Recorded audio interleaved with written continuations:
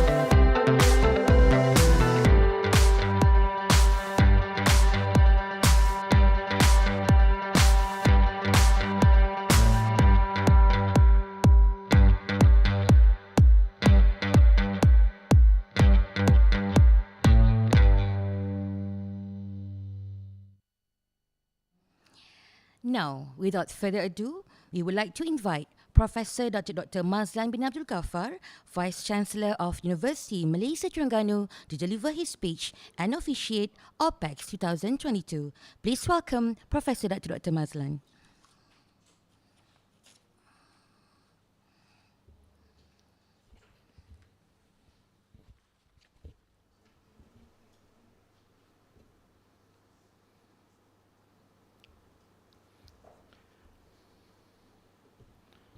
Thank you, Dr. Izan, Chairperson for this morning. Bismillahirrahmanirrahim. Assalamualaikum warahmatullahi wabarakatuh. Salam sejahtera, salam satu Malaysia, salam Ramadan Al-Mubarak, and very good morning to all of you. Okay.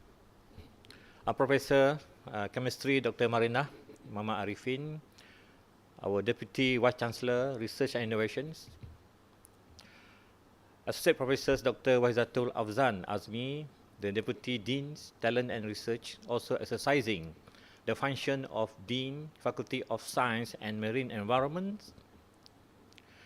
Keynote speakers, Professor Dr. Kenneth Leung, the Director of State Key Laboratories of Marine Pollution, City University of Hong Kong.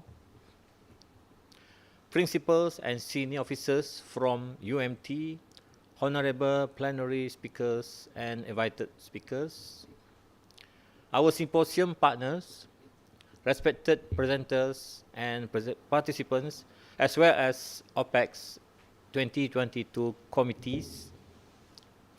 Ladies and gentlemen, Alhamdulillah, first and foremost, I would like to express my gratitude to Allah Subhanahu wa Ta'ala for His grace and His blessing in this blessed month of Ramadan.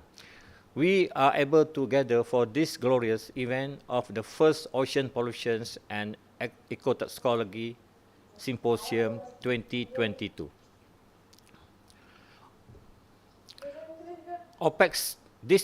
Today OPECS 2022 is organized by Ocean Pollution and Ecotoxicology Research Group, Faculty of Science and Marine Environment, Universiti Malaysia Terengganu. We are honored to organize this event, the first of Ocean Pollution and Ecotoxicology Symposium in Malaysia. It is our privilege to welcome local and international academia to come together or congregate here and learn from one another, to share experience and expertise, and most importantly, to build strategic partnership. Let me take this opportunity to thank Marine Coastal and Delta Sustainability for Southeast Asia, or MARE, co-funded by the Erasmus Plus program of the European Union, as well as the Ocean Science and Sustainable Environment Cluster, Universiti Malaysia Terengganu as our co-organizer. I would also like to thank our distinguished keynote speakers, plenary speakers and invited speakers for this conference. All of you are renowned thought leaders in industry. We are excited to learn from your vast experience on the way to strengthening our cooperations and coordination among ASEAN countries to manage our ocean more sustainable. Ladies and gentlemen, this year OPECS 2022 brings you the theme Bridging Science and Communities Through Ocean Sustainability, in line with the Malaysian government desire to involve community in sustaining the marine resources for future needs. Oceans cover more than 2/3 of the Earth's surface and contain 97% of the planet's waters. They contribute to poverty eradication by creating sustainable livelihoods and in decent words. Over 3 billion people depend on the marine and coastal resources for their livelihoods. In addition, oceans are crucial for global food security and human health. They are also the primary regulators of the global climate, an important sink for the greenhouse gases, and they provide us with waters and the oxygen we breathe. Furthermore, ocean hosts huge reservoir of biodiversities. As we know, over the past 30 years, more than 178 countries have adopted Agenda 21 to build a global partnership for sustainable development to improve human lives and protect the environment. In 2015, 195 nations has pledged to change the world for the better by adopting the United Nations Sustainable Development Goals, or SDGs, of the 2030 Agenda for Sustainable Development. This will be accomplished by bringing together the respective governments, business, media, institutions of higher education, and local NGOs to improve the lives of the peoples in their country by the year 2030. According to Department of Statistics Malaysia, Malaysia is doing well so far in the development of the Sustainable Development Goals indicator with 52% available indicators in 2019 compared with 41% in 2018. This so much progress that Malaysia have achieved in recent years will ensure the inclusive and sustainable growth by 2030. This cannot be achieved without commitment, understanding, and literacy of local sustainability issues faced nowadays. Ladies and gentlemen, Universiti Malaysia Terengganu has taken initiatives contributes more on sustaining our ocean resources by becoming the country's leading and globally respected marine-focused universities. In accordance with UMT's mission, we are aiming to generate the best knowledge for the community's affluence and environmental sustainability. We welcome collaboration with communities, industries, foreign university, as well as other marine-related entities to strengthen marine educational and research output for the benefit of the marine environment as a whole. Ladies and gentlemen, once again, I would like to take this opportunity to express my appreciation to Ocean Pollution and Ecotoxicological Research Group, Faculty of Science and Marine Environment for doing their best in hosting as well as running this program successfully. Finally, it is my great honor to be here today and thank you whoever involved in making this event a success. With Bismillahirrahmanirrahim, I hereby declare the first Ocean Pollution and Ecotoxicology Symposium 2022, or OPECS 2022, officially open. Thank you. Wabillahi taufiq wa hidayah. Wassalamualaikum warahmatullahi wabarakatuh. Thank you, Professor Dato Dr. Mazlan, for the officiation. As a memento of this opening ceremony, we are going to have our photography session. Therefore, I would like to encourage all of you to use the OPECS 2020 virtual background provided, and please switch on your camera. Let us have your cooperation, please, and we shall start. Okay. This might take a few takes. Okay. We shall wait for some more participants to switch on their video. Yes.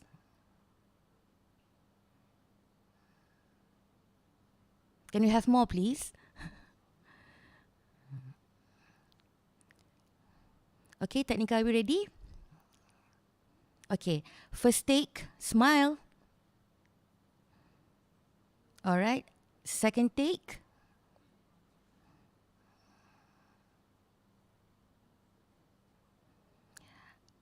Okay, ready for second take? Okay. Okay, yeah, you can unwear your mask if you're alone. You don't have to wear your mask, yes. What a lovely face you have there, all right? Yeah, you can open your mic. We shall do this once again, yeah, without mask. Okay, first page, first take again. Okay, 1, 2, 3, smile. Okay, second take. Okay, keep on smiling. 1, 2, 3.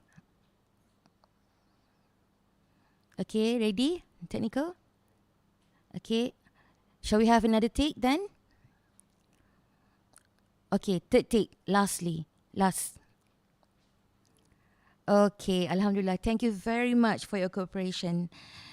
With that, we can now officially begin our conference. Alhamdulillah. Thank you very much, everyone.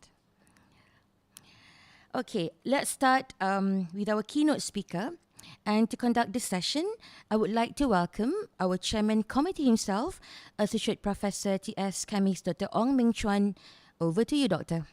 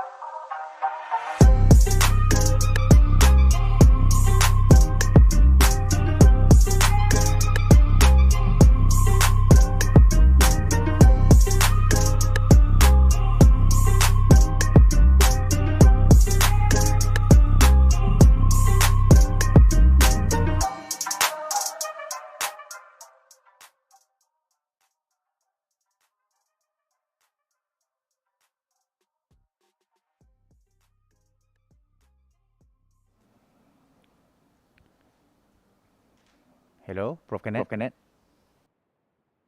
Hello, can you hear me? Yeah. Should I start or you will do an introduction?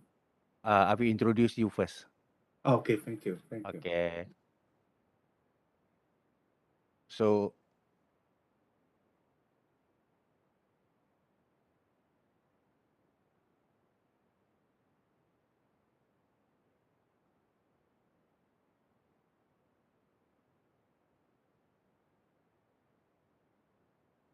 Prof, can you stop sharing first? Yes, Slide. yes. Okay, thank you. Okay.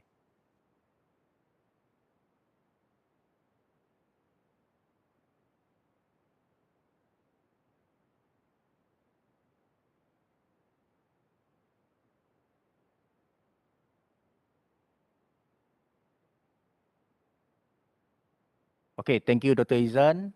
Okay, let me introduce our keynote speaker. Professor Dr. Kenneth Leung is a chair professor of environmental toxicology and chemistry at City University of Hong Kong.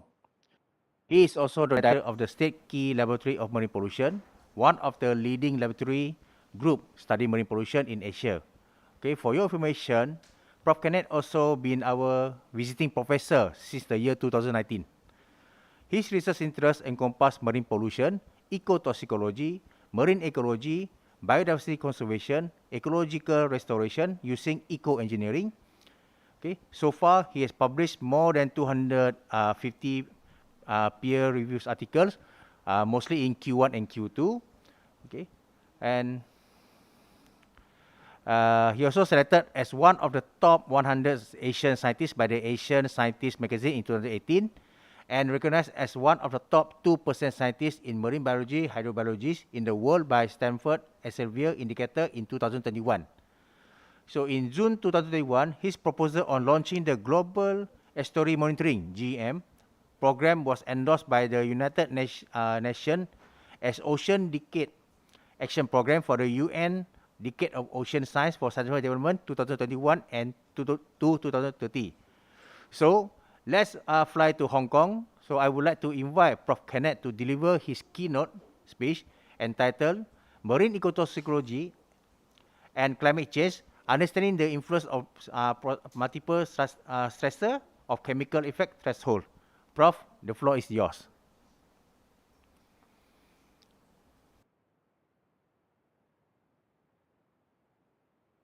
Okay, good morning, everyone. Can you hear me clearly? Yes, we can hear you, Prof. Pretty well. Okay. Yes, pretty well. Thank you. Thank you, Professor On, for the introduction.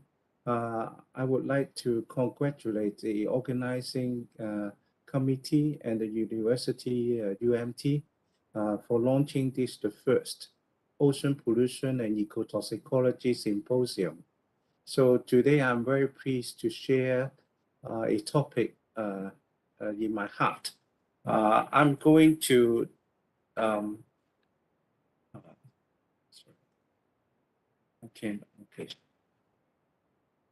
going to talk about what is a chemical effect threshold, and then I will go through some analysis on how climate change affecting the chemical toxicity. And then I will use some example to demonstrate how multiple stresses like temperature, salinity, pH influence the chemical toxicity and the effect threshold. Then I will talk about the future, how to make our ocean more sustainable. I don't know whether you heard about this a global project called Back to Blue initiative. Change the content. So Back to Blue initiative is co-organized by the journal called Economist, very famous journal, and the Nippon Foundation in Japan. If you go to their website, you can find out more. They launched the Global Plastic Index, and also more recently, they launched this white paper called The Invisible Wave. I was very pleased to be one of the advisors in the panel to develop this white paper. So everyone's know about the problem of plastic pollution in the ocean, and then many countries join force, led by the UNEP, to try to make some campaign to stop the plastic pollution in the ocean. However, not much attention on the chemicals pollution, which is seen as a more harmful to the environment, but not many people actually pay attention to. So the aims of this white paper and also the Back to Blue initiative are aiming to bring the issue of marine chemical pollution to a wider audience, including the policymaker, the chemical industry, and also the general public, plus the financial sector. We try to find some way we can work together to reduce chemical pollution and make the ocean cleaner and safer. In this diagram, you can see that in 2019, 3.7 trillion of money coming from the chemical industry. Then the projection increase is almost 70% by 2030. So we will expect that the marine chemical pollution will be intensified in the coming years. During the communication with the stakeholders, especially the policymaker, we need to tell them that if we are doing nothing, then what will happen? So then use an example like the eutrophication happening in the Gulf of Mexico in the United Nations. Then there is a loss of $800 million every year due to the loss of fishery resource because of eutrophication. So by doing nothing, you're going to lose a lot of money and also our health. This is a very important message. I hope you can download this document to have a look about the chemical pollution issue. How can we work together to fight against this problem? Now, come back to the today's topic. Then we have a lot of pollution issues in waterway and also in the estuary and coastal area. Now, it is impossible to make zero pollution, right? Because even though we have a very advanced wastewater treatment in some country cities, but they cannot remove all the pollutants. So to speak, we have to pollute how much we can pollute without the unacceptable adverse effect is our question. So based on science, we can tell how much pollution the ecosystem can deal with without negative consequence. Then we can set an acceptable limit or effect threshold for the management. So there is a fundamental science behind this. X-axis is exposure concentration, Y-axis is the biological response or ecosystem response. Then if you increase the concentration, the harmful effects going to increase. To a certain extent, it will go beyond this so-called reversible zone. That means the organism or the ecosystem can return to normal if you stop the exposure, okay? However, if beyond this limit, then the effect will be irreversible. So that's why we have to set an acceptable concentration. We call it PNEC, predicted no effect concentration. So make an example. For example, if I ask a question, we know that many farm fish now containing Malachi green, which is a fungicide. So I would like to ask how much I can eat without problem. Then there is a scientific value. The concentration of Malachi green in the fish tissues is called safety limit, right? As long as the level in the fish is smaller than the recommended safe value, then I should be okay. So we use the same concept for the environment.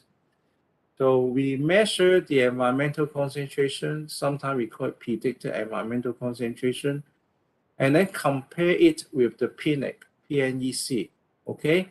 If the ratio less than 1, then the ecosystem is intact and fine, okay? So use this concept, then we have to derive this PNEC for each chemicals.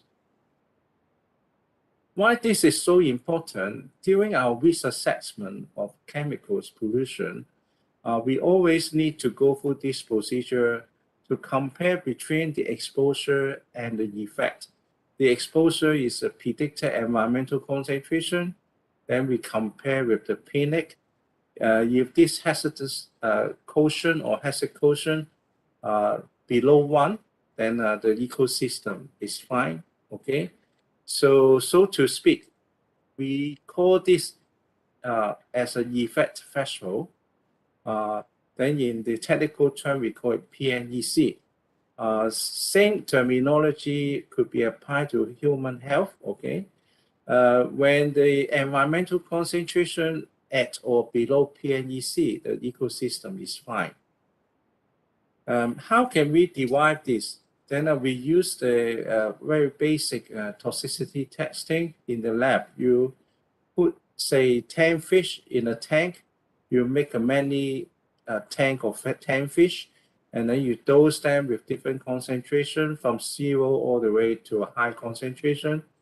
Then you want to see how much you put will cause half of the fish. That means 5 fish die, okay? Then this is called, sometimes we call it lethal concentration 50 or EC50 effect concentration 50 or the median effect concentration. Then you get this data for one species. Then if you gather many of these data, we can rank them from small to large. Small means more toxic, and then to the high level. Then we make a plot, log the concentration of EC50, and then against the y-axis is the rank of the data. Okay, so to speak, if we can say the concentration is the lowest, the better. But as I said before, we cannot do the zero pollution now. We have to pollute to a certain extent. Then, for example, we could allow 5% of the species in the community will have some risk. Okay, then we call it hazardous concentration 5. It means in this concentration, at this concentration or below, we can protect at least 95% of the species in the ecosystem. So this is the common approach being used around the world. But we have a problem here. When we do the experiment in the lab, we always use a fixed condition, means at 25 degrees Celsius, pH equal to 8, salinity equal to 30, for example. But on the contrary, in the environment, you have a dynamic ecosystem. The temperature fluctuates during the day and also throughout the year. And also, if you have rainfall, the salinity will change. Then the ocean current change, everything could change as well. So it means that the current value may not be protective to the ecosystem when we considering the climate change scenario. Why it is important to make a correct PNEC value, the red dot here. If we make it too loose, then it could benefit to the industry because they will pay less for cleaning up. But at the same time, you will jeopardize the environment. But if you make it too tight, put here, then you may cause overprotection, unnecessary cost for the cleanup. Ideally, if we can put it in the right spot, it will bring the best benefits to both the environment and the industry. So this is an ideal situation. However, when we consider the climate change scenario, this dot may move up and down. Then how can we make a better judgment is what I'm going to talk about today. So let's talk about how climate change affecting the effects threshold. So I will focus on the multiple stressors like temperature, salinity, and pH. Okay. So under the climate change, there are many things changed from sea level rise to ocean acidification, increase of CO2, and then the rainfall pattern change will affect the salinity in the coastal area.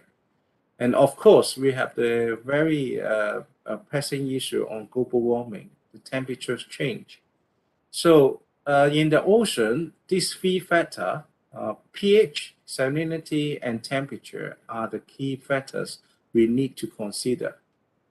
In the Back to Blue program, the white paper, the invisible wave, we come up with a conclusion that I just read them out. Modeling projections show climate change could cause chemical concentration in marine environments to rise as much as threefold, with that increase driven largely by higher water temperature. The way chemicals interact with environmental factors like temperature, acidity, and salinity, all of which are affected by climate change. The way they react to other chemicals has a big influence on their effects in the environment. So now I'm going to talk about each factor, okay? It was 20 years ago. I was doing a postdoc in the University of London. This is the Royal Holloway College. And at the time, the supervisors are the Dr. Mark Teng and Dr. David Morit. And at the time I met Professor Hin, she was doing PhD in the same lab we are working in. It was a long story. So at that time, we look at the PNEC, the hazardous concentration 5%. We compare between fresh waters against saltwater response, saltwater species response. So what we find, we look at each individual chemicals and then plot this SSD curve I mentioned before, and then we come up with the HC5 value, one for freshwater species, the other one for saltwater species for the same chemical. Then we make a ratio. If the ratio is smaller than 1, because after log this is a 0, less than 1, that means the freshwater species are more susceptible to that chemicals. The results are very interesting and very useful, because what we find is that most freshwater species will suffer more from metals pollution, okay? But on the contrary, the marine organism will suffer more from the pesticides pollution. For other organic matter, it really depends on the chemical structure, whether they carry some charges on the surface and so forth. So it's variable, okay? So for ammonia, the behavior very similar to metals, also more toxic to freshwater species. So that means if we change the salinity in the ocean, then we're going to have change of sensitivity of various kinds of pollutants. Then the metal pollution in low salinity situation would get worse. Okay. So how about pH? My former student now is a full professor in Shantou University, Wang Zhen. Then he studied the effect of pH on the metal toxicity. Then in this study, he mainly focused on freshwater species. Okay, what we find here is very interesting. Okay, we predict that when the pH is lower, the availability of the metals will be increased and more toxic. That is the general belief. So that means that if you use EC50, the lowest, the more toxic. Okay, then the toxicity decrease with increasing pH. Okay, pH increase, the toxicity reduce. Okay. Another model is the other way around. Then another model we predict is the for each species they should survive in the best pH value, the optimum pH value. If you push it downward or upward, will cause a higher toxicity to the metals. So based on this 3 model, we look at all the relevant literature for 110 species. Then we find model 1 is dominated model as what we predict. Model 2 also possible, around 18%. And then model 3 is also quite common, 24%. We also compare the study. In that study, they cover multiple pH for one aquatic organism. Then it's more accurate than the one we pull different data together. And as such, the pattern very similar. So it means the different species and also different chemicals would result in different kind of models we observe. But by and large, most cases follow the model 1 and then followed by model 2 and model 3. But more importantly, we are more interested in looking at the ecosystem or population response. Then in that case, we plot the SSD curve. That means we rank the multiple EC50 for each pH value. Okay, we take out the test, one at a certain pH, then we gather the data together to plot this SSD curve. Okay, so if the curve move to the right, that means less toxic.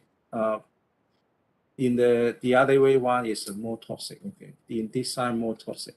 Then we work out the HC10 this time because we don't have enough data to include HC5.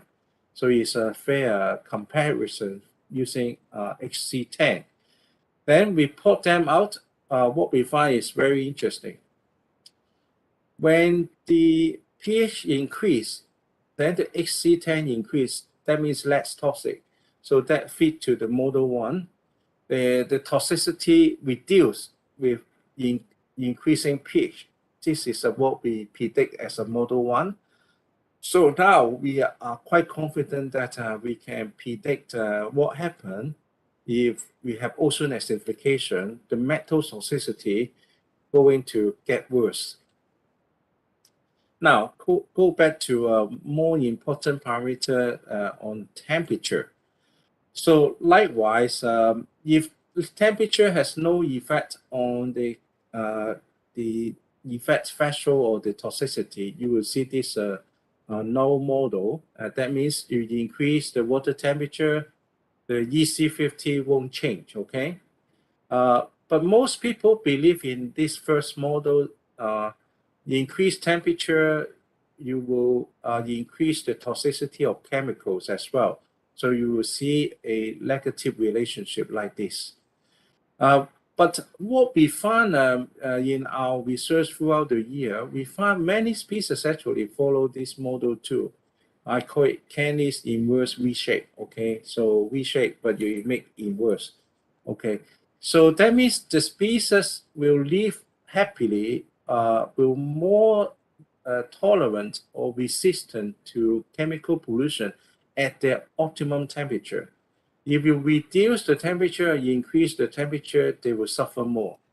So now, I just show you some data, what we find. So Edward, my former student, he is now working in the government as a conservation officer. So he tests these typos of this Asian toad, and then run the toxicity test based on the mortality. Okay, and then he run the test at different temperature. So then we plot the LC50, the level concentration median. Okay, then as you can see, it's like an inverse V shape. They can be more tolerant at 30 degrees Celsius. Okay, when the temperature go down, they're more susceptible. When they increase, then the toxicity become much higher at 30 and 35 degrees Celsius. So then this inverse V-shaped model seems working well.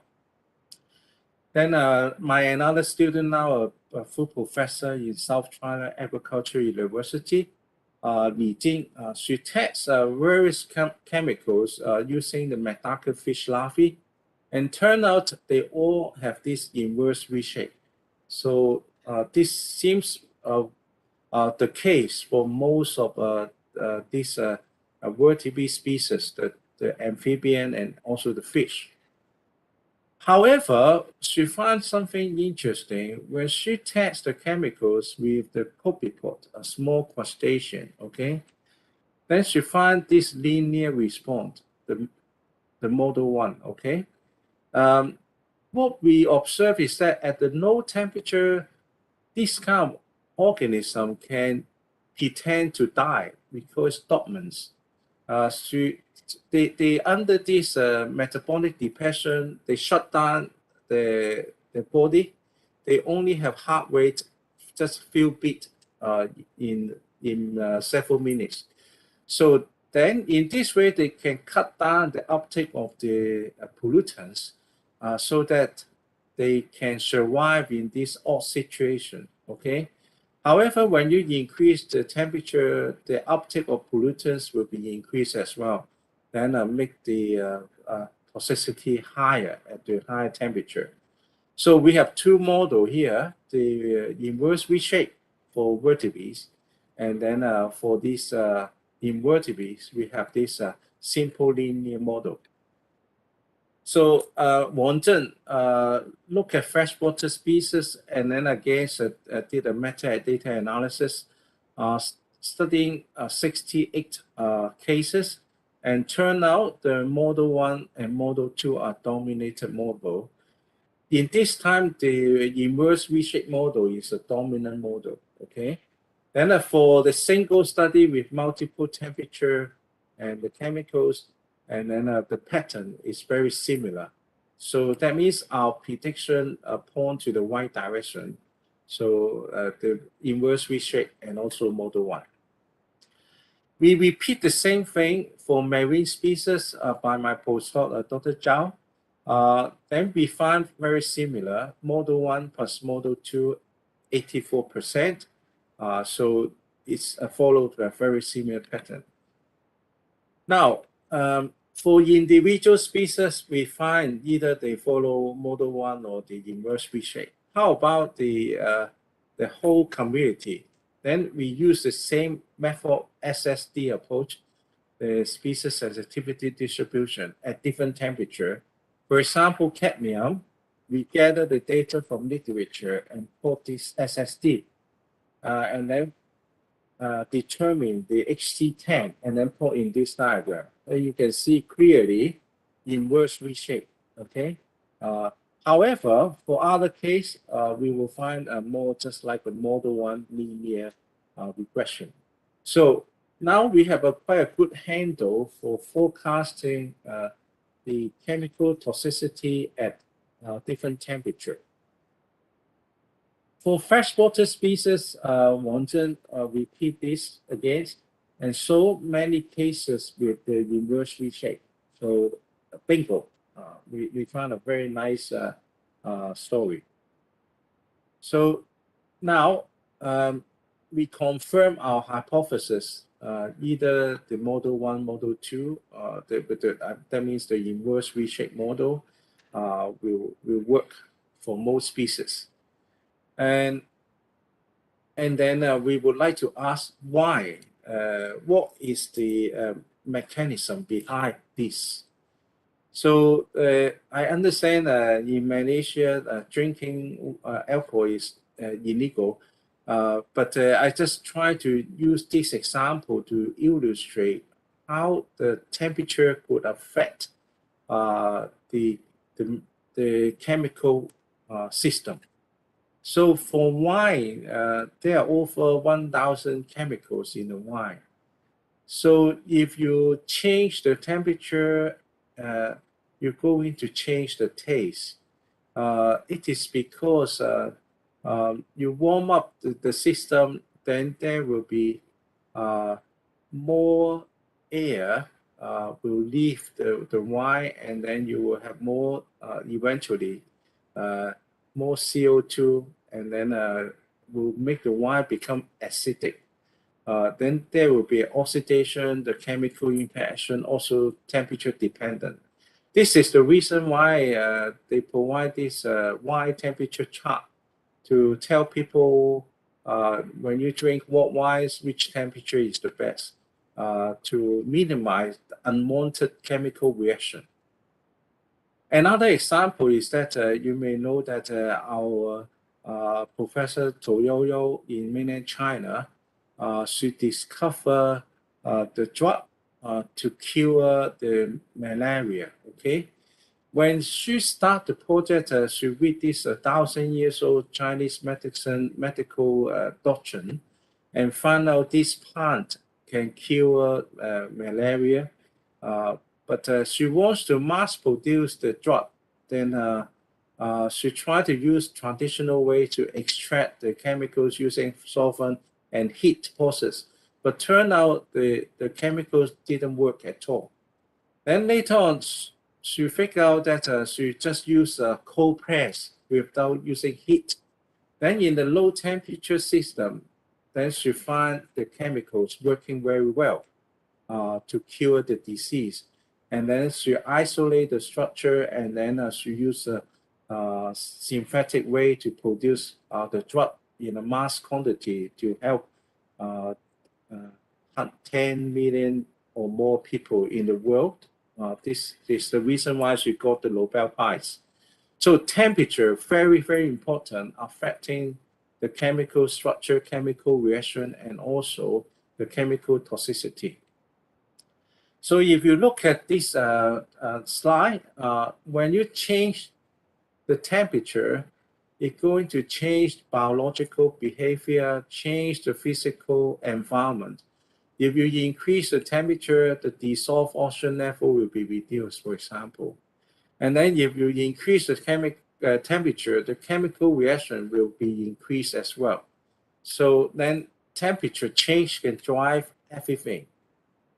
So let's look at this example we did with the nano zinc oxide particles, okay, used for the sunscreen.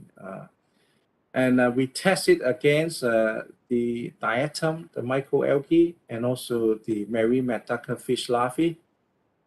Then I would demonstrate that change temperature will change the chemical properties, and this results into the biological reaction or the responses. So Stella Warner, now working for the government, to look at the nano zinc oxide toxicity to various species. This one is the diatom. Then she also find this V-shaped curve. This is EC50 about the growth inhibition at different temperature. Turn out the toxicity would be much higher at low temperature and also higher temperature.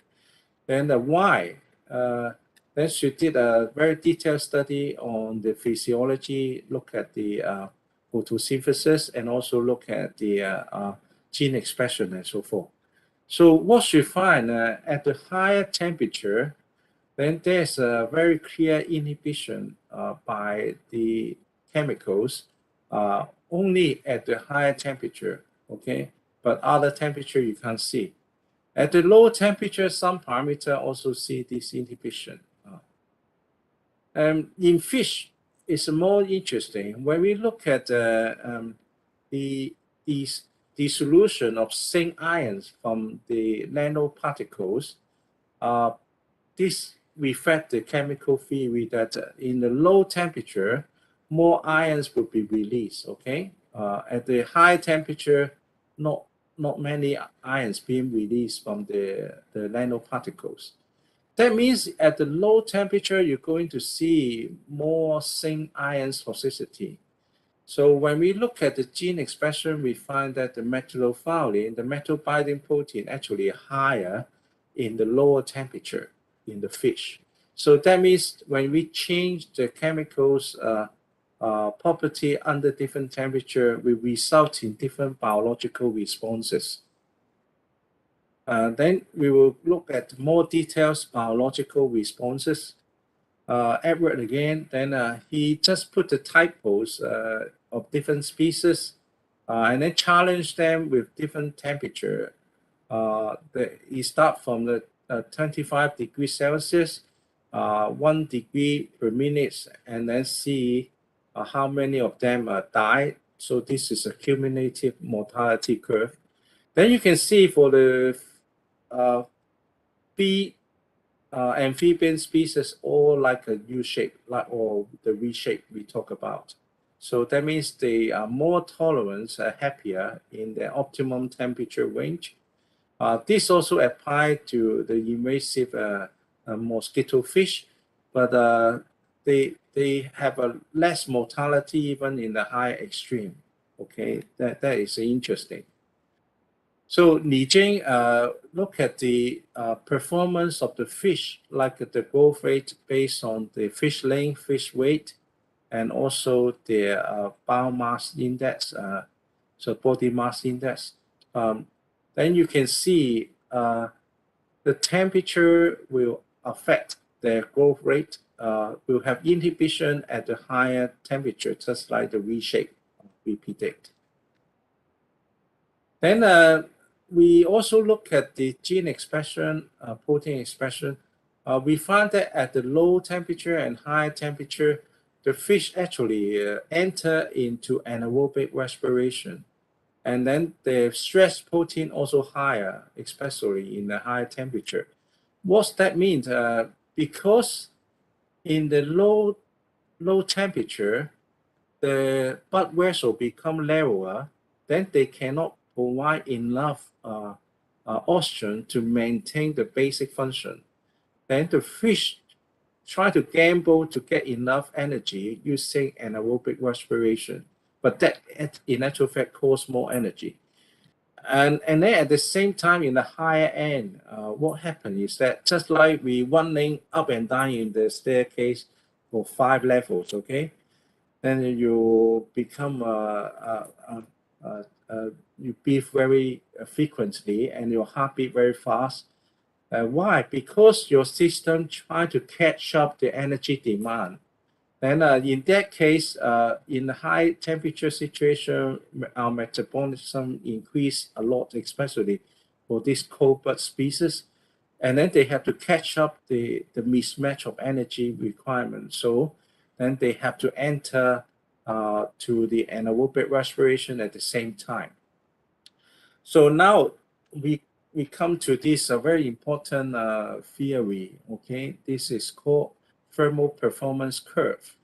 So performance, for example, growth rate, okay, or reproduction, will increase along the temperature gradient and then reach an optimum performance. If you further increase the temperature, the performance will drop quickly. When we add the chemicals, you will make this curve narrower and also lower because they need to use some energy to combat, to fight against the chemical pollution. Then you will see this curve straining or narrowing.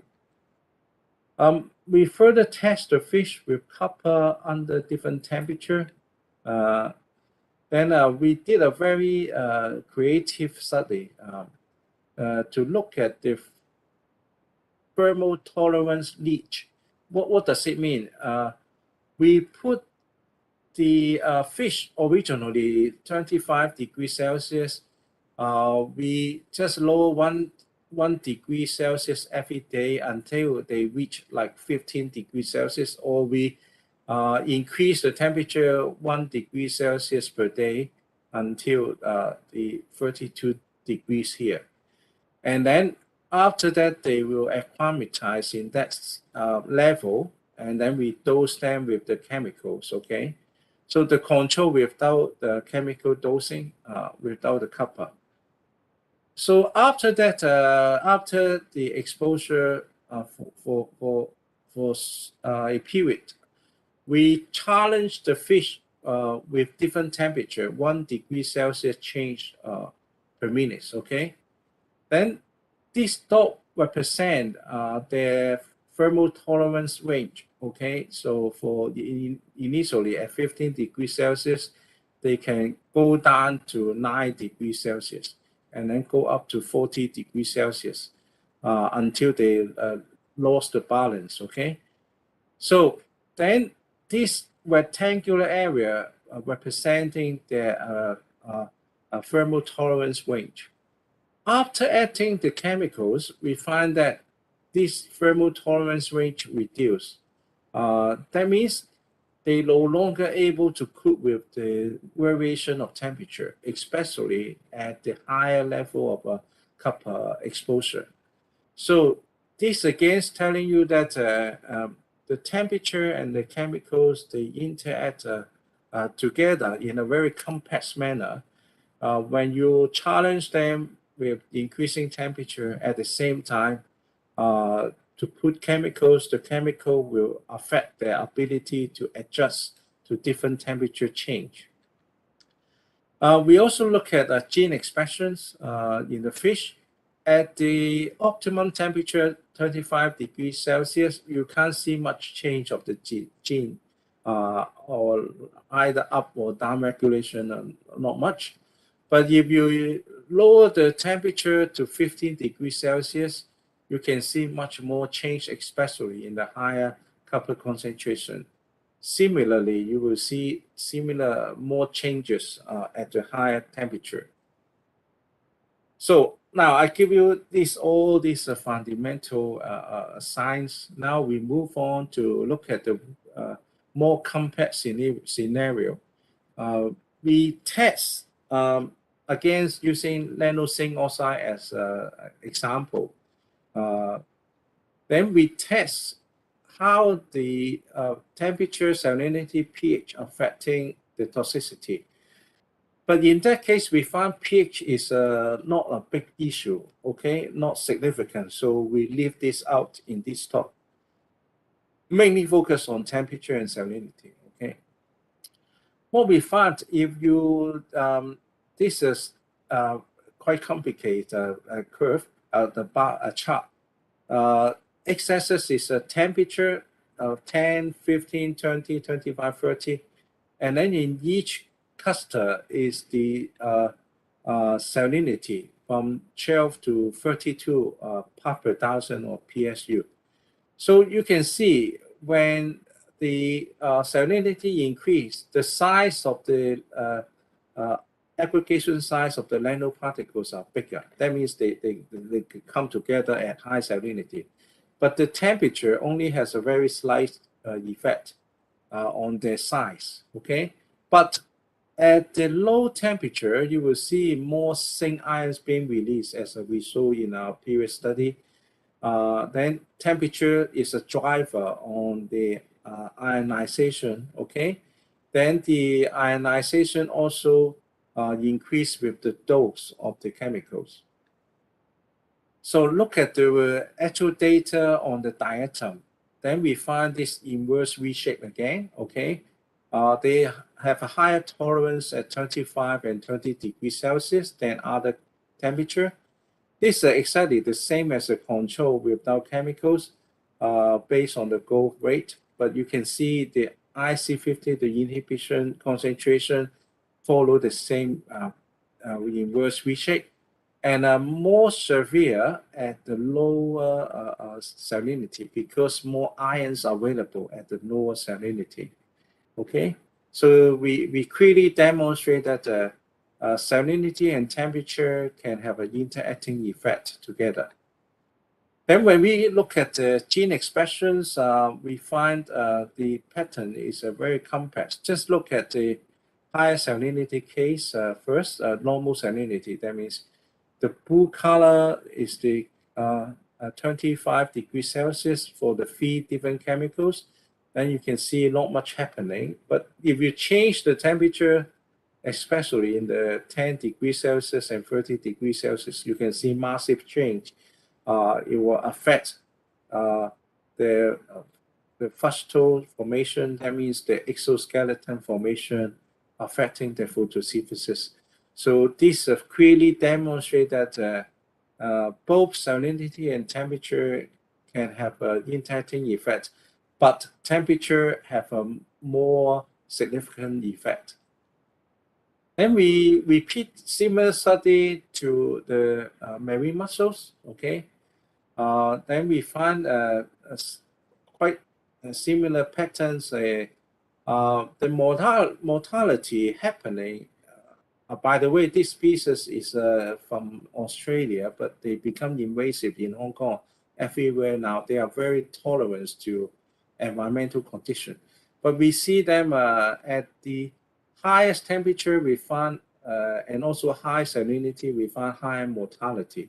So it demonstrates the two parameters modulating together. This also applies to the attachment weight on the substrate, and also to the clearance rate, remove the microalgae from water. Then more recently, we done this study on Copypot again.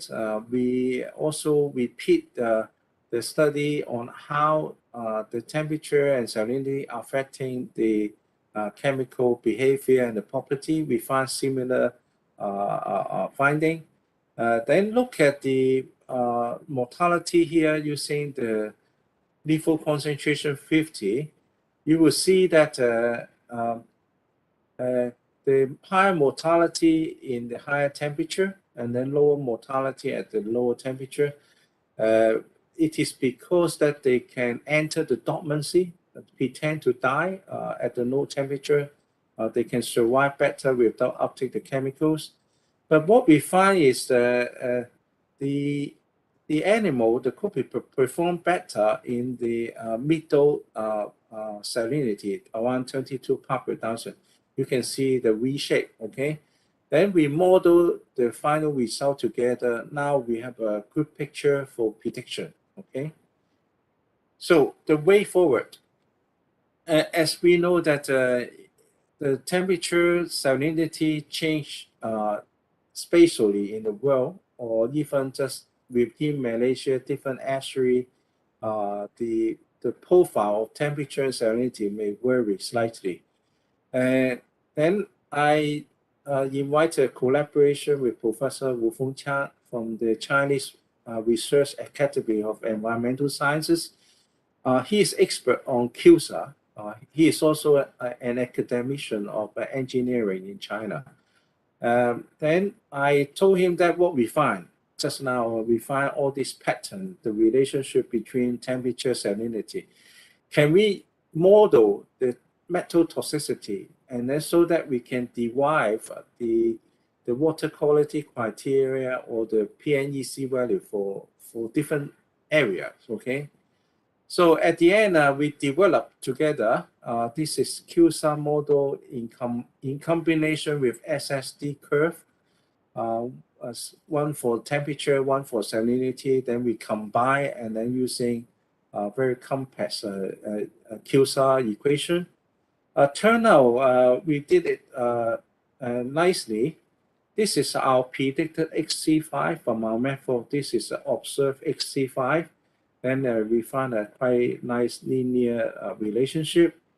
And also now we are able to derive the water quality criteria for various kinds of metals in different ocean, different coastal area.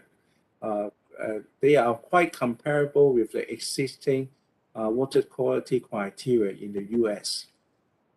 Okay, in conclusion, first, salinity, pH, and temperature can jointly alter physical chemical property of chemicals and thus influence their bioavailability and toxicity to aquatic organisms. Temperature is, however, the most important factor, followed by salinity and then pH. For fish and amphibians, a chemical toxicity endpoint generally follows an inverse V-shape along a temperature gradient. But that of the zooplankton like copepods, vetiver, show a negative relationship with temperature. That means when the temperature increases, the toxicity increase as well. Standard toxicity tests have been using just single condition, that means one temperature.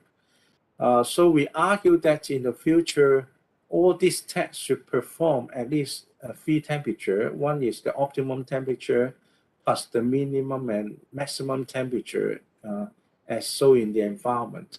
This will help us to forecast what happens when we have these thermal extremes, especially the maximum extremes. At the population level, represented by the species sensitivity distribution curve, the hazardous concentration 10% or 90% of species protection generally increases with increasing pH and decreasing salinity and temperature.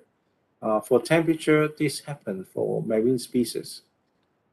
There are interacting effects of temperature and salinity on metal toxicity, and QSA SSD model can be used to predict PNEC values under different temperature and salinity scenarios.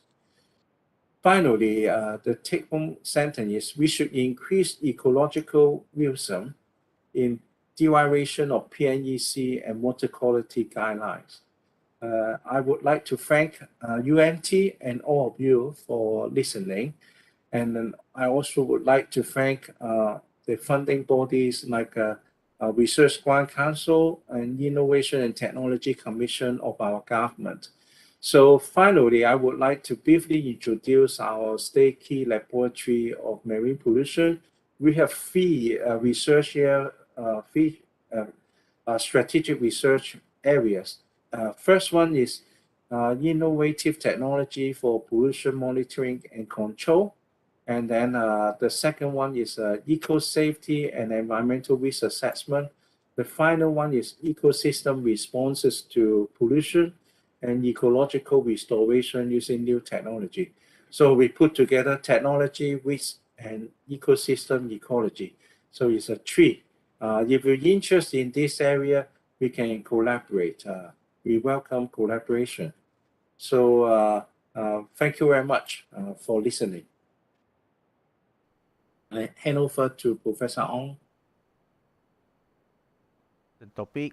I think you made this talk more simple and easy to understand.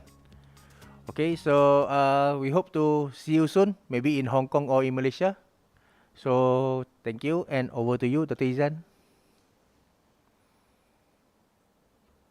Thank you very much, Dr. Ong, for the handover. So we shall ready for our first plenary speakers, and we shall ready in a few moments.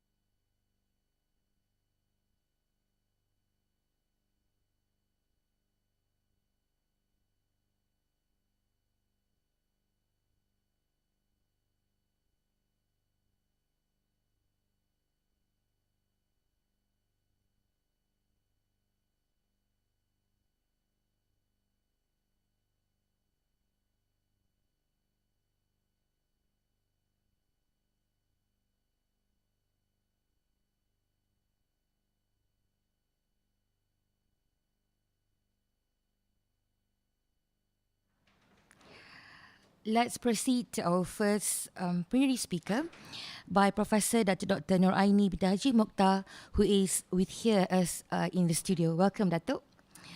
Allow me to read our speaker's background. Professor Dr. Aeni YBhg Mokhtar served the public academic sector since 1980, contributing significantly in the higher education and national capacity building for R&D and innovation at the Ministry of Higher Education, UTM and UMT, and Ministry of Science, Technology and Innovation Malaysia. She was a former Vice Chancellor of Universiti Malaysia Terengganu, proudly our very first woman VC in East Coast from 13 April 2015 until 12 April 2021. Currently, she leads the Task Force for Coastal Management and was appointed as head of UMT's Special Interest Group, SIG Cluster of Ocean Science and Sustainable Environment, also as Distinguished Fellow of Institute of Oceanography and Environment at INOS, Universiti Malaysia Terengganu. She was one of the appointed member in the UN Decade Advisory Board, IOC UNESCO, representing Malaysia to support the implementation of the UN Decade of Ocean Science for Sustainable Development 2020, with particular interest on the data and information management, ocean literacy, and ECOP. She spearheaded social innovation for quality education in transforming institutions by collaborating with industries, uplifting organizations, and coastal community livelihoods in line with the Sustainable Development Goals through translational research. One example, the program on Ocean Hope. With that, I would like to welcome Yang Berbahagia Dr. Aeni YBhg Mokhtar to deliver her keynote speech entitled United Nations Decade of Ocean Science for Sustainable Development. The room is yours, Dato. Thank you very much, Dr. Izan, as the moderator and a friend of also advocating for this mission. First, let me thank the organizer for inviting me to speak today on the subject of which it has been mentioned many times. I'd like to say hello to friends and the audience out there. As the kind of presentation that I'm going to do today is about how we humanized the knowledge that we have been advocating as a scientist, as academicians. I really appreciate what has been shared by Professor Kenneth from Universiti of Hong Kong. Since, as mentioned, the title is on the UN Decade of Ocean Science for Sustainable Development, I would like to use this as part of the advocacy in terms of calling for action cohesively for all of you, scientists, academics, people from the industry, from the government, and all the communities. So how we can co-create and co-design science that we need for the future of the ocean. But we want to bridge the science with these communities. The end of the goal is for sustainable development. What is United Nations Decade of Ocean Science for Sustainable Development? Professor Dato Mazlan has mentioned about in 2015, it was in place already, the SDGs. And in 2017, the Intergovernmental Oceanographic Commission of UNESCO has been commissioned to undertake this challenge of ocean science towards sustainable development, which is 10 years to work on 2021-2030, which is a decade of ocean science, which is a framework to ensure that ocean science can fully be developed and support countries to achieve the 2030 goal or agenda for sustainable development. It's a global initiative, but when we talk about ocean science, it evolves around oceanography. It is a scientific discipline.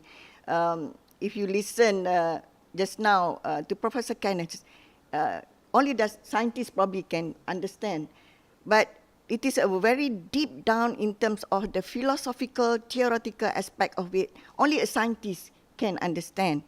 But if to a politician, they don't have time to listen such things. So we have this transdisciplinary, interdisciplinary of how we deal the complex nature of the oceans and the seas, including the physical, chemical, biological, and the origin of the geology framework. If you talk about ocean, we haven't discovered the sea floors, only about 80%.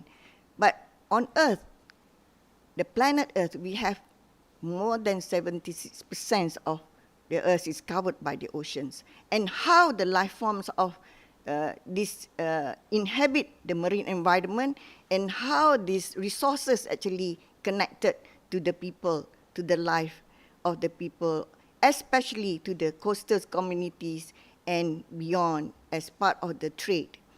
So the main motivation of the UN Decade of Ocean Science for Sustainable Development is to support the efforts to reverse and the cycle of the decline in ocean health. As mentioned just now, how sensitive it is in terms of the temperature and salinity change to the health, to the physical behavior or the genetic of the marine life, and how we, as a scientist, to share this knowledge, to create this knowledge into information, to get the data to be shared, to improve the conditions toward the sustainable development of the ocean and the benefits that can give to the people. So there are about 10 challenges altogether has been developed by the expert group, which is a very global initiative that actually involves so many scientists, academics, and also practitioners. And philanthropists as well. So apart from the 10 challenges, there are multi-sectoral challenges. That's the reason why when we talk about the human dimension of it, you had to have this co-creation, co-designing with these multi-stakeholders. One aspect is very important, of which when we talk about ocean, we have the coastal communities, the small island nations which are vulnerable to these changes of the ocean and the global climate change. The least developed countries, the indigenous people, and how that traditional knowledge with the scientific knowledge can bind together, can be assimilated and mainstream. So again, to talk about sustainable development, we talk about benefit sharing for the future generation. As for the future generation, how we empower the next generation.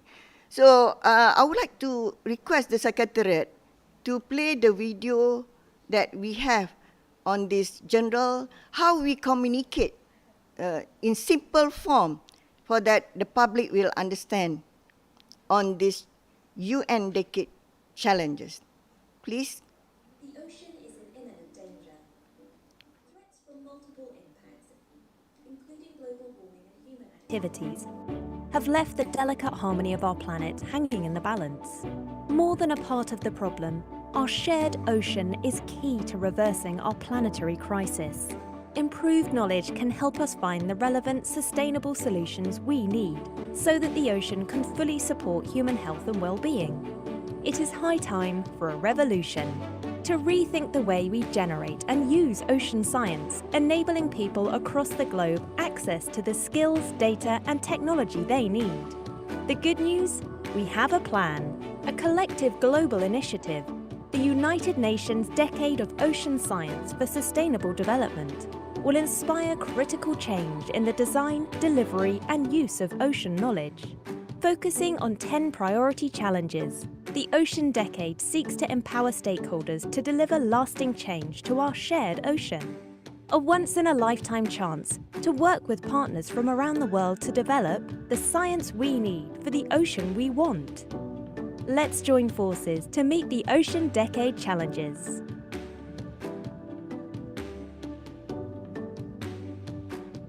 How do we join this ocean decade? You talk about areas of the scientists can move in with the challenges that we are facing, but there are outcomes out there that is being deliberated, as far as how knowledge is being utilized.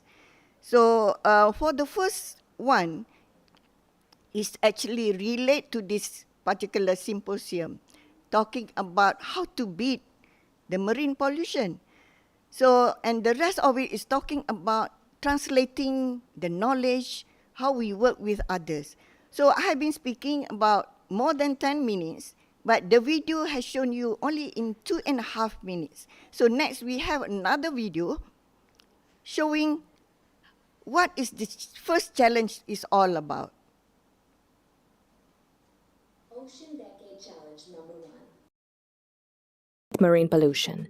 How do we move from the ocean we have to the ocean we want? Today, we see plastic waste everywhere, from the ocean depths to the remotest islands of the Pacific. Yet the ocean is also menaced by pollution we cannot see. Untreated sewage, pesticides and fertilizers, toxic chemicals, heavy metals, and other harmful substances.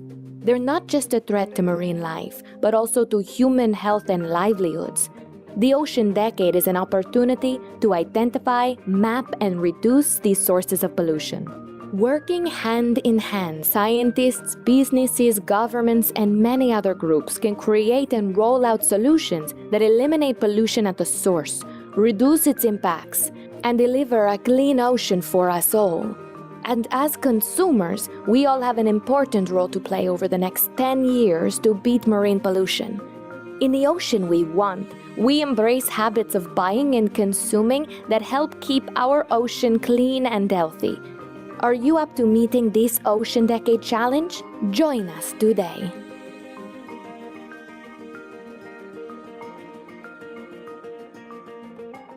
Okay, so let me introduce how this IOC, Intergovernmental Ocean Commission, is actually the agent under the mission to promote international cooperation and coordinate programs in marine research, observation, and capacity building. For this reason, there are many maritime countries as being a member since the UNCLOS, the UN Convention Law of the Sea. Malaysia actually joined in 1982 as part of the very early beginners. And it is an IOC body within the UNESCO that is already established since 1960 when we have oceanographers, advocates. But this office is based in Paris. But the UN Ocean, there's another group for the legal based on the UN Convention, is also in New York. But there are other offices, field offices in other countries. For example, for the IOC Caribbean, IOC Westpac, of which many countries hosted this. As for our region in the Asia Pacific, we have Thailand as the base, where we have more than 145 member governing bodies. I know there are other new countries, small island nations have just joined in. So in terms of the capacity development since Westpac, as you can see, Professor Fang Li Chiao, he is also one of the member of the advisory board. He's a famous scientist in the first Institute of Oceanography. We have from Korea, we have from Thailand, of which Dr. Somket, also who was the former chairman. We have Dr. Da from Vietnam. We have Dr. From Indonesia, Dr. Zainal, Pak Zainal, who's also going to speak tomorrow. And we have Dr. Suchana from Thailand as well. So for this gathering, in terms of capacity development, since in the early days, we have gathered so many marine scientists from Japan, from Korea, from Indonesia, and from Malaysia. And during this Busan conference, of which I was at the time the vice chair of Westpac, we have the largest number of students, and our young student won the Young Scientist Award.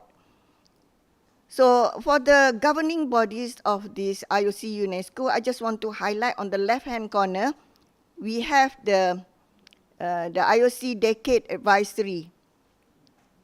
Can we have the slide? We have the IOC Advocacy for UN Decade. So we have the associated data unit for communication, as well as the coordination unit of the decade. But in terms of the, thank you very much. So in terms of other areas, we have from the Westpac, which is focusing on the policy, the science policy interaction. But there are other projects of which the Intergovernmental Oceanographic Data Exchange and Information Exchange also part of the system.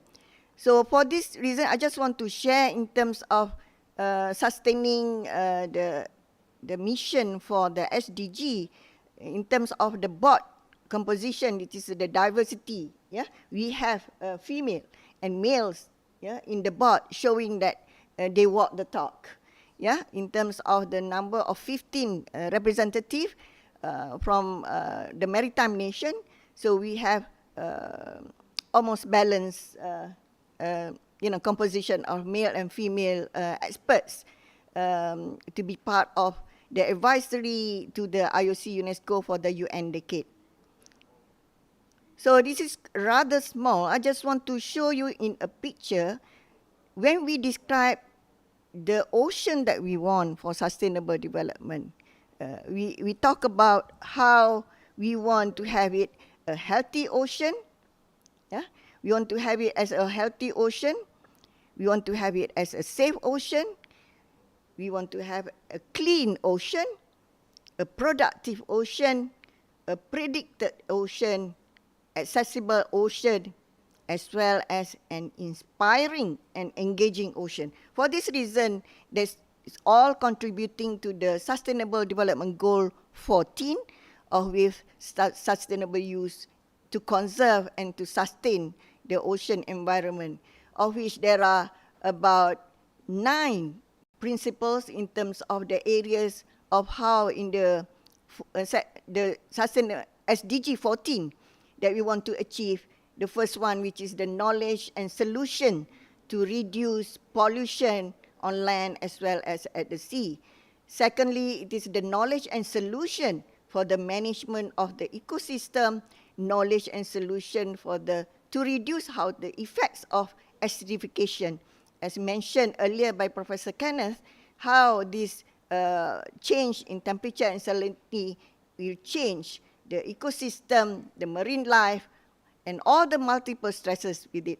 So other areas which is rather significant, I would like to point on the significant contribution to the application of UN Convention of Law of the Sea for the conservation and sustainable use of the ocean, which is the ultimate goal. So how do we do it?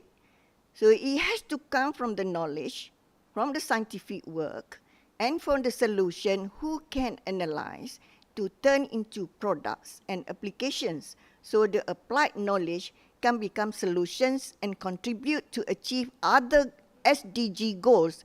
For example, SDG goal 1, 2, 3, 4, 5, 7, 8, 10, 11, and 13, which is talking about the climate change effect.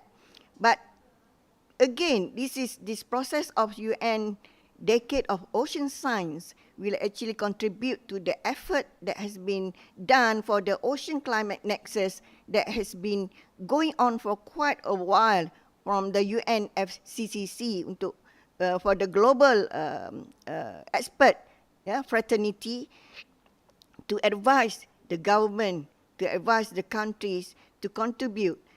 It also contribute to the knowledge for the implementation of the post-2020 global biodiversity framework, which is on the CBD, and also for the solution for community resilience, which is in the Sendai framework, as well as the capacity development for the transfer of marine technology in the Samoa pathway, as well as knowledge and solutions for conservation and sustainable use of marine biodiversity beyond national jurisdiction. It is BBNJ. So this is a very hot area where partnerships from the scientists, from the experts alike, contribute, as examples to the interactions between decade outcomes and policy framework for the nation.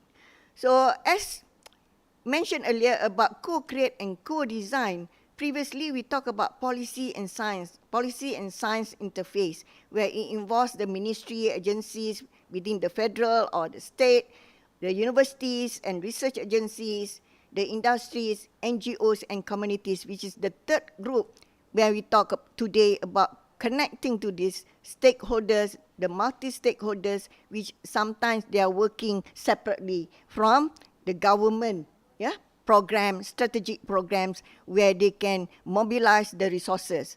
So from the government, we have the policy and governance. But from the scientists, we have the repository, the knowledge. Sometimes it resides in their universities, in their own computers, in their own publications. The taxonomy, sometimes we don't have the scientific working group. Scientific global alliance, we don't have the results. The research and group experts, especially for the ocean expert, which is actually welcome. Actually, the IOC is announcing for the ocean roster, so expert roster. So perhaps this is the time, but I'm saying as the former Vice Chancellor, I know there are many talents out there, and also friends in other universities and research institutions, be it in Malaysia or in the region. We know that there are other people who can be the agent for change, to advocate for the resource mobilization. Also, we have philanthropists and all from the schools and from the volunteers, our graduates, to advocate on the ocean literacy, as well as all the industries, companies, and they already involved in the DEI and diversity, equity and inclusivity for the climate change initiative. They are talking about sustainable technologies and solution and new growth in the blue economy. But again, how do we communicate this scientific work, which is a very complex? We have this ocean laboratories that actually binding this group together ever since the launch of Ocean Decade last year. So if we talk about conservation, how is the commitment, since IOC has launched in January 2021, where Malaysia also in June 2021, and many satellite programs has been created, has been initiated from USM, from UMT in Malaysia, as I mentioned here, but there are many in other places in the region talking about how the scientists can move into the policy interface.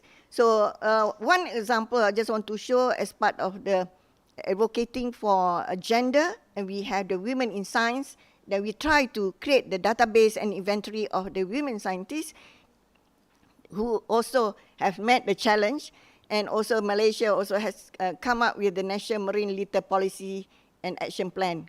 Kudos to everyone.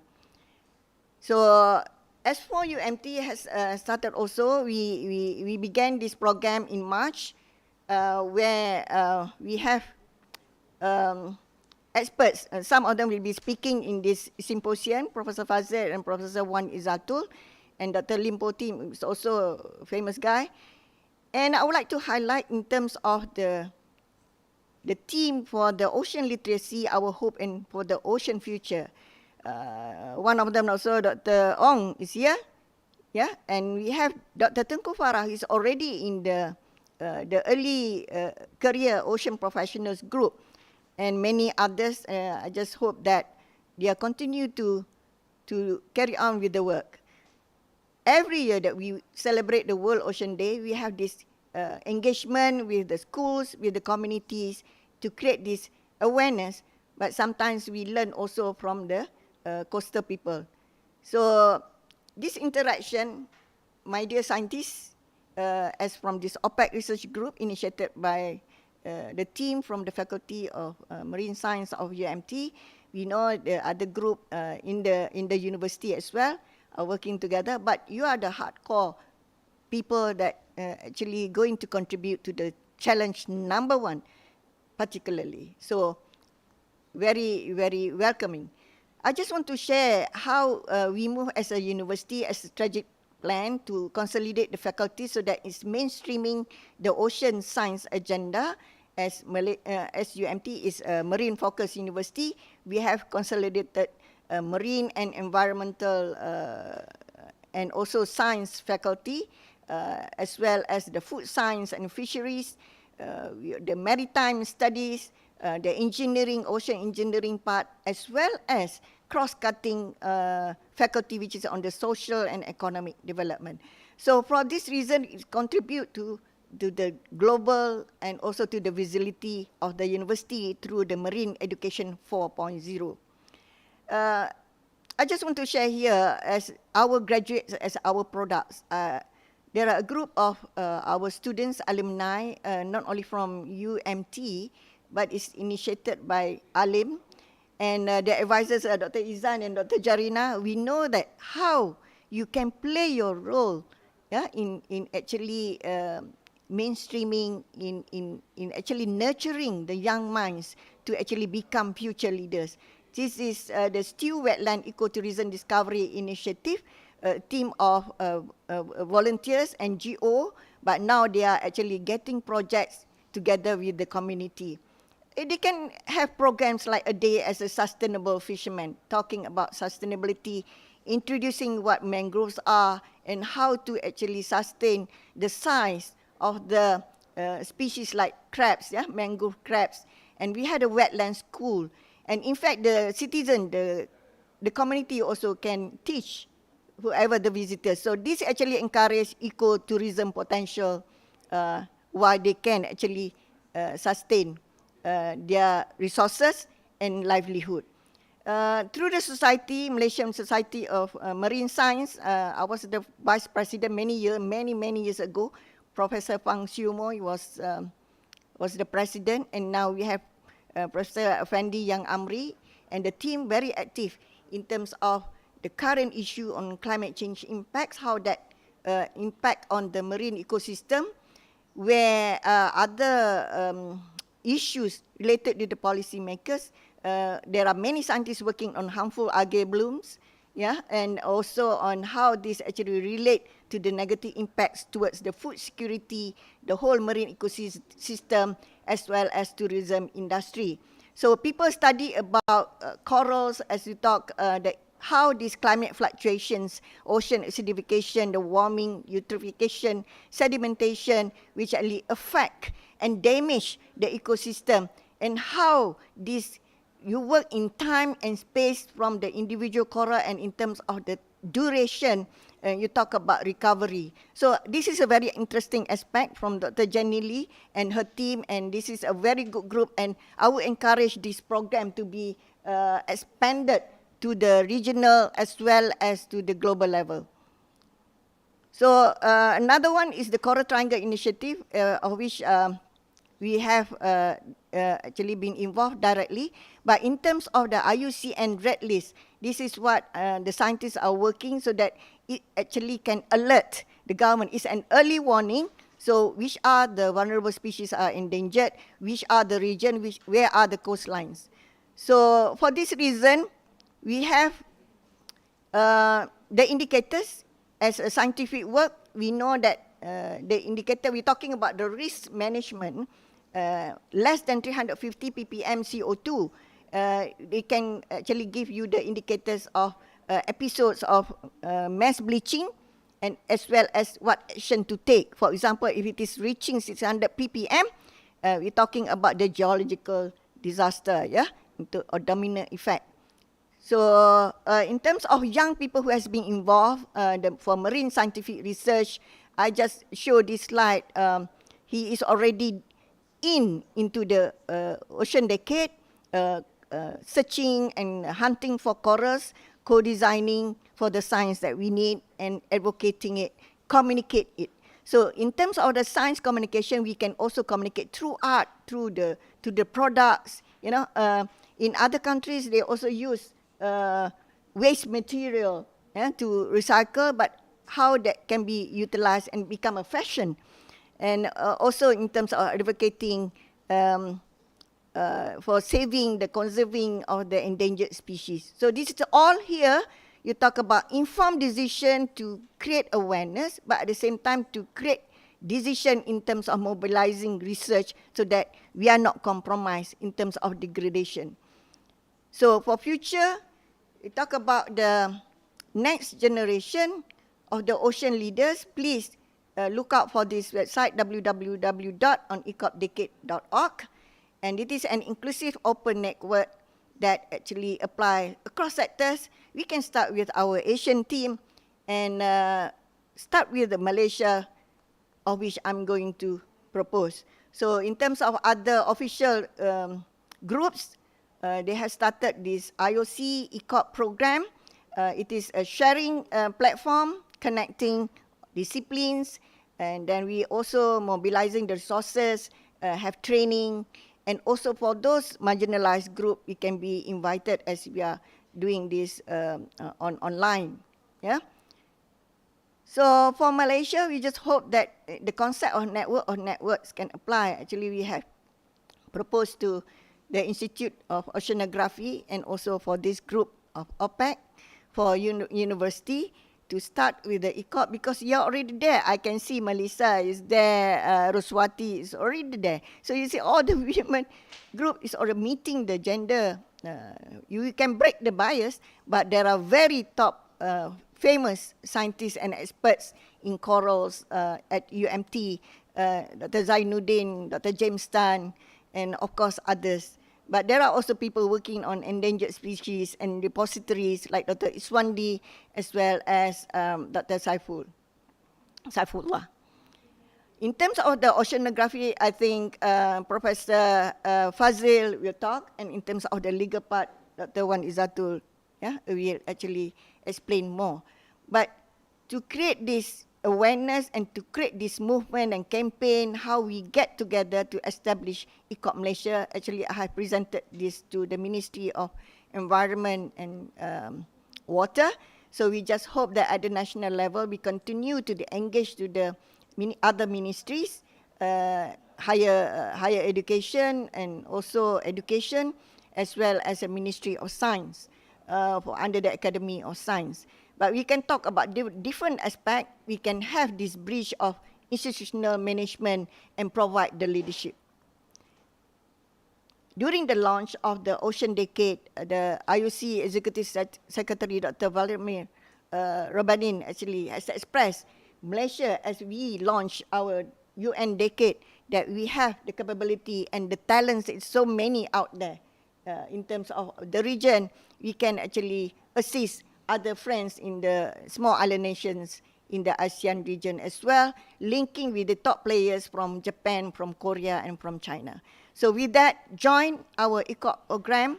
Yeah, look out in the social media, on Twitter, on LinkedIn, on FB. Yeah, for the UN Decade programs.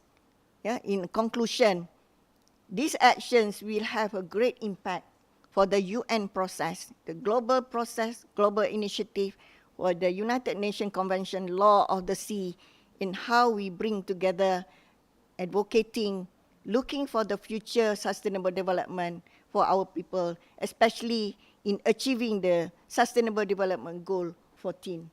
With that, I thank you very much for listening to me.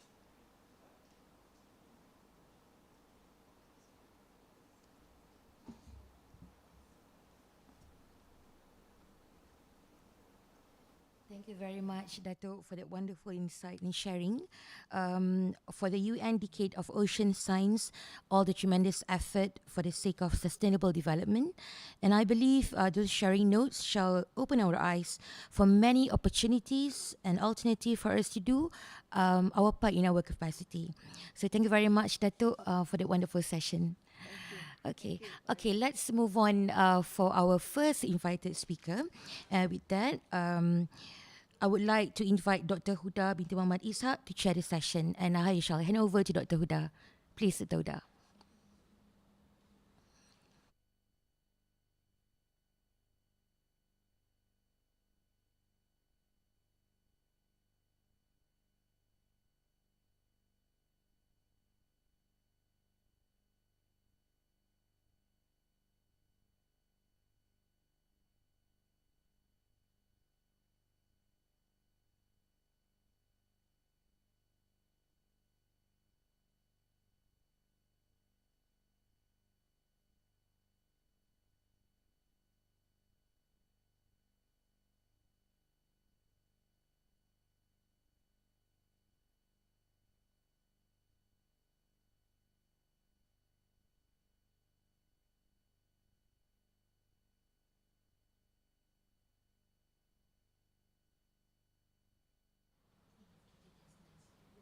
Now, I would like to introduce you to our Honourable Speaker, Dr. Teng Sing Tung. Dr. Teng Sing Tung is a senior lecturer from Universiti Malaysia Sarawak. He is a proud alumni of UNIMAS from the starting of his degree until graduated in 2016. Until now, he is known for his specialty in taxonomy and molecular systematics of harmful algae, especially genus Pseudonychia. He discovered more than half of the species in the genus and successfully described several new species, including 8 new species in Malaysian water. The first toxigenic Pseudonychia was discovered by him along the domoic acid contaminations of shellfish in the tropical water of South China Sea.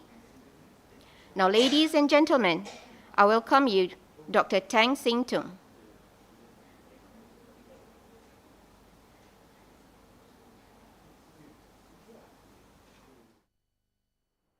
Good morning, everyone. My name is Teng Sing Tung from Universiti Malaysia Sarawak, and thank you very much to the organizing committee for inviting me to give a talk today.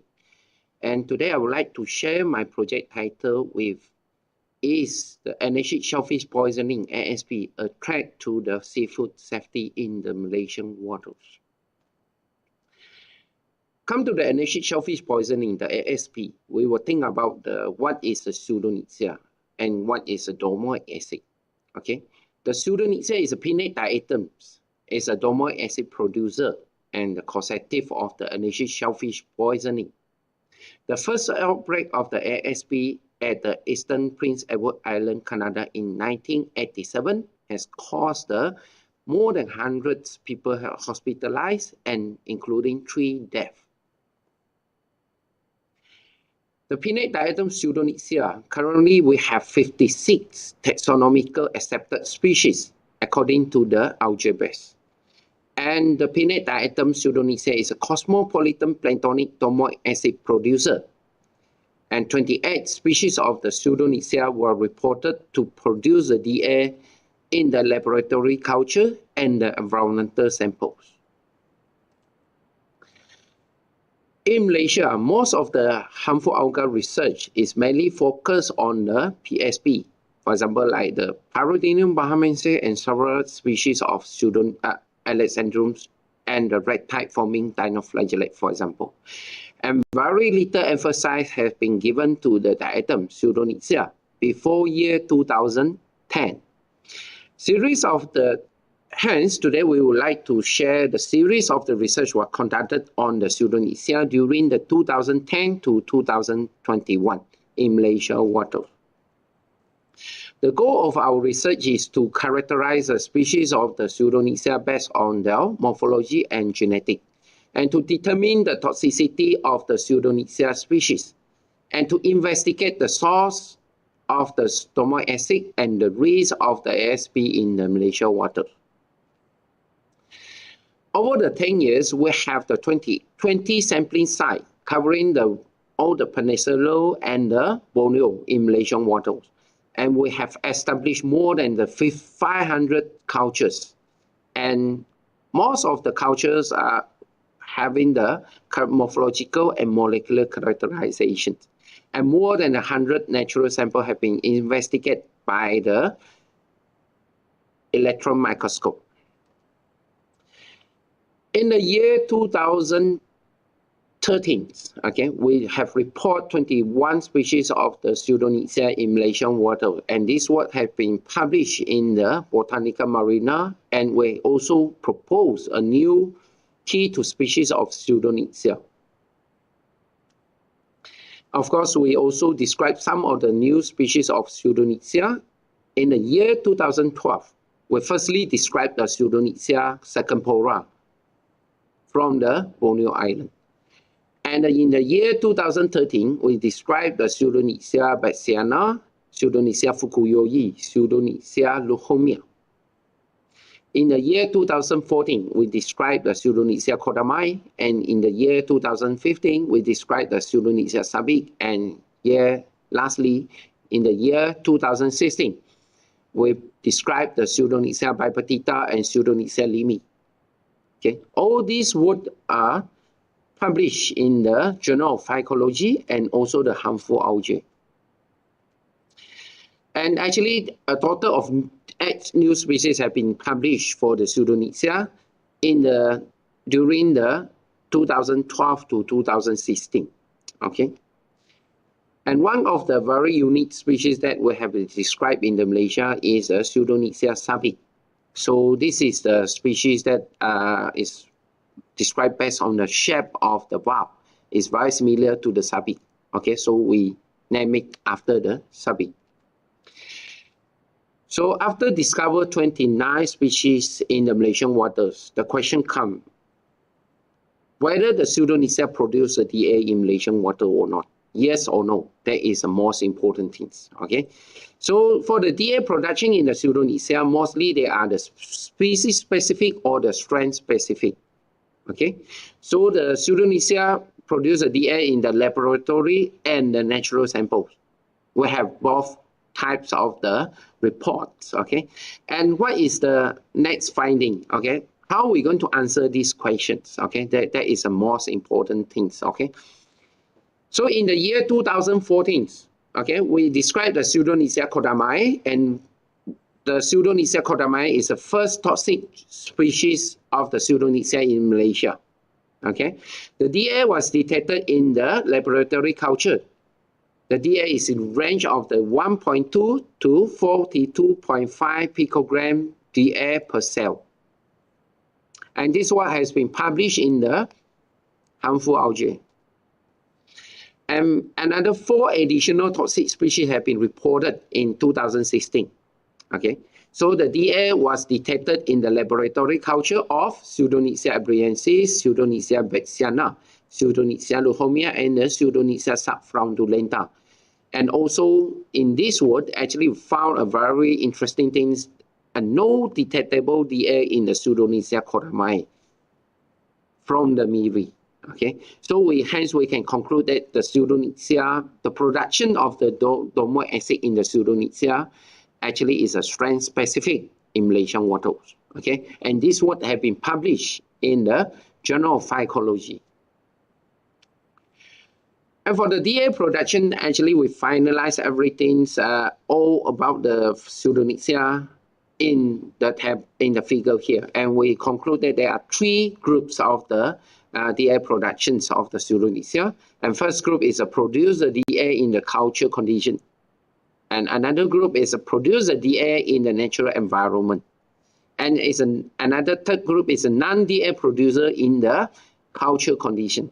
So of course, some of the species like here, they can produce in the culture condition and also the natural environment. And also we have 8 species have been not yet tested for the domoic acid productions. Okay. And in this compilation study, actually we found that the Pseudonexa multiseries is the most toxic species, can produce a DA up to the 70 micron picogram DA per cell. And after finding a toxigenic Pseudonexa, so what is the next gap of the knowledge? Okay, so the main problem here is no Pseudonexa bloom was reported before in the Malaysian water, and also no Pseudonexa was reported to associate with the DA contamination in the shellfish and the natural environment in Malaysia. So the question comes: is that the seafood in Malaysia are free from the DA contamination? So that is the main question that we need to answer. So in the year 2018, okay, in the year 2018, we discovered a first report of the Pseudonexa bloom event in Malaysia. Okay, this is a Pseudonexa cuspidata bloom, and in this study, the DA was detected in the natural plankton sample and the shellfish sample. And 8 microgram per gram tissue of DA was found present in the shellfish sample. So this work has been published recently in the Toxicon. So with the 10 years outcomes of the Pseudonexa research, we try to plot the risk of the ASP in Malaysian waters based on the number of the toxic species have been reported in each of the site or the potential harmful species. And we can find that the PD, Pintulu and the Miri or the Telopatek will be the high and the medium risk of the ASP. Okay. And another effort that we have put in is a 3i interactive key to species. And this is a very useful database that for you all to ID your Pseudonexa species. Okay, as you can see here, you can input your morphometric data in here, and then you can get your species that for your sample. And you can simply do the similarity comparison, differences comparison, all the characteristics that you want to see for your sample. And also you can run the phenetic tree, okay, based on the morphometric data. And for this database, you can access using the link, the internet link here.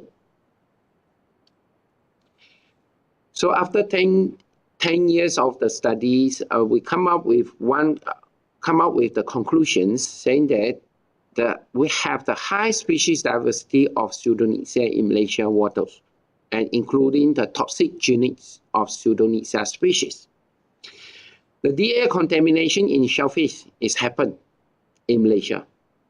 Okay, and hence the Malaysia concedes risk of the initial shellfish poisoning. And we suggest that the pseudonychia should be included in the list of the monitoring program in the futures. So for the acknowledgement, we would like to acknowledge all the MOFHE grants that have been awarded to our lab from 2010 to the 2016. And the most recent grant that support this research is the RAISER. And would like to acknowledge the technical assistant of the science officer in the TEM. And this is a references that we use in this study. And thank you very much. And if you have any question regarding this presentation, you can ask the question in the Q&A section, or you can email to my institutional email. Thank you very much for your attention, and see you. Bye. Thank you, Dr. Teng Sing Tung, for an impressive speech. Dr. Teng, are you there? Yes, Dr. Huda. Yes, I'm thank here. you, Dr. Teng. So it must be agreed that indeed taxonomy is root for all science. So at this time, we have known your great efforts and contribution to the taxonomical database platform in assisting the species identifications of Pseudonychia in Malaysia. Thank you so much. To proceed with session 1, marine pollution, I would like to invite Dr. Izan to share the session. Over to you, Dr. Izan.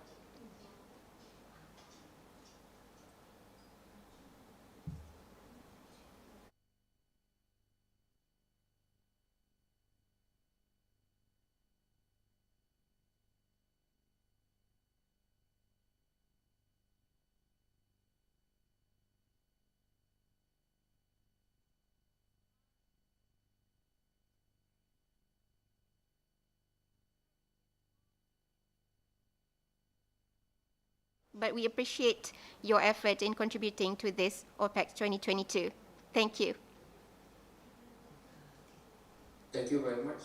Yeah.